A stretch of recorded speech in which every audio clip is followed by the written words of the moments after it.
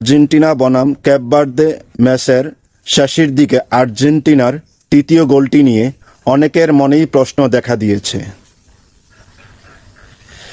ম্যাচের অতিরিক্ত সময়ের শেষের দিকে মেসির বাড়ানো শট থেকে গোল পায় আর্জেন্টিনা। অনেকের মনেই প্রশ্ন, বলটি ক্যাপ ভার্দে ডিফেন্ডারের হাতে লেগেছিল। যদি সেটি সত্যি হ্যান্ডবল হয়ে থাকে তাহলে নিয়ম অনুযায়ী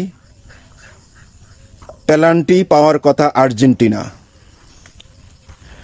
আর যদি সেটি পেনাল্টি ঘোষণা করা হতো তাহলে ম্যাচের ফলাফল ভিন্নও হতে পারত, কারণ ইতিমধ্যে ক্যাপ ভার্দের গোলকিপার তার পারফরম্যান্সের দ্বারা সেটি প্রমাণ করেছে সে কতটা ছন্দে আছে।